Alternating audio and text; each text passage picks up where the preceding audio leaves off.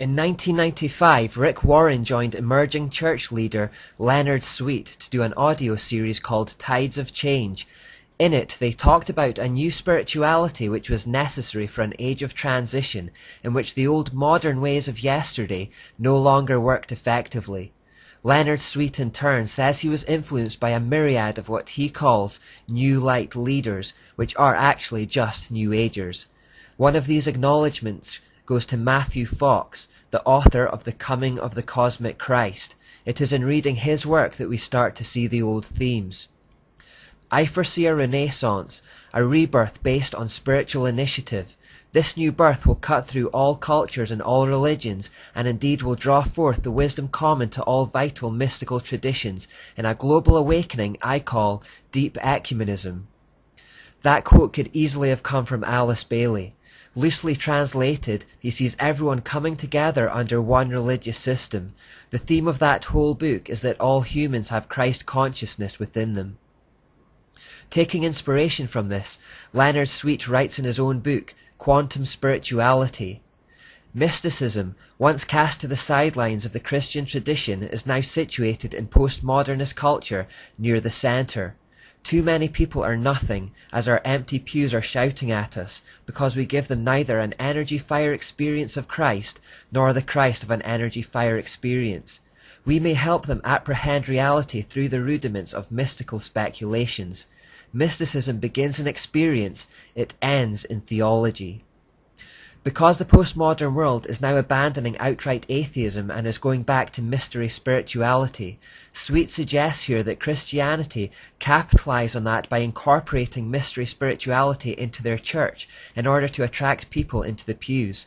If people want mysticism and strange experiences, let's give it to them with a Christian facade. He says that mysticism is all about experiences that excite the senses. It's all about what you feel and not about what is true or false. This is a clear path to deception. Leith Anderson wrote, "The old paradigm taught that if you had the right teaching, you will experience God. The new paradigm says that if you experience God, you will have the right teaching. What you feel comes first. What is true comes second. Therefore, all Satan has to do is give them a strange experience, and they will not question its source. They will assume it has come from God and follow it.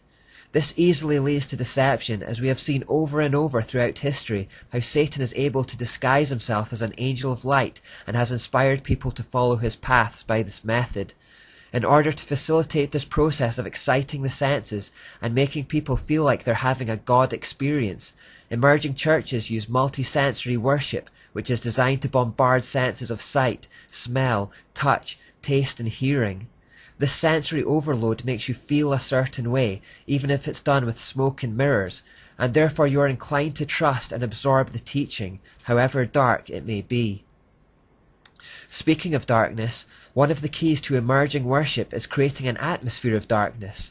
Emerging leader Dan Kimball writes, "In the emerging culture, darkness represents spirituality.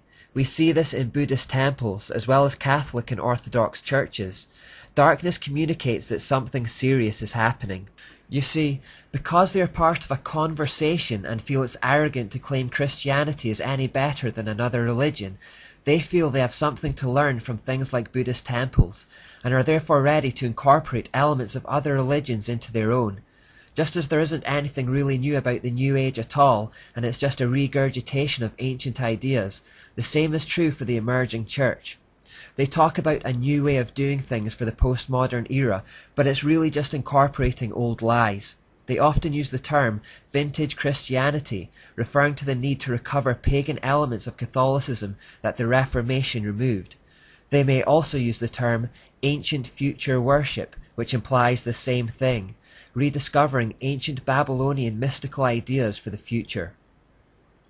We've already heard Tony Campolo talking about the way he uses Catholic mysticism in his faith, when he said, "I learned about this way of having a born-again experience from reading the Catholic mystics, especially the spiritual exercises of Ignatius of Loyola. Like most Catholic mystics, he developed an intense desire to experience a oneness with God." We know that these spiritual exercises led to an encounter in the cave with a serpent, and his so-called secret knowledge had ugly consequences, to say the least. Campolo also said, "After the Reformation, we Protestants left behind much that was troubling about Roman Catholicism of the 15th century. I am convinced that we left too much behind. The methods of praying employed by the likes of Ignatius have become precious to me. With the help of some Catholic saints, my prayer life has deepened." So along with the rest of the Emergent movement, he's saying, let's put aside our differences with Catholicism and undo the Reformation by merging Christianity with it. How quickly people forget. 1,000 years of dark ages culminating in the most atrocious wickedness from the Jesuits, and within just a few hundred years of them being exposed and driven out, modern day leaders are ready to get back into bed with the whole system. Our forefathers just a few generations back were ready to lay down their lives rather than accept such pagan pollution. Today, there are teachers who are readily accepted within Christian circles that are actively promoting a unification with Rome. Robert Weber, another emerging leader, agrees with this ecumenism when he says, "A goal for evangelicals in the postmodern world is to accept diversity as a historical reality, but to seek unity in the midst of it.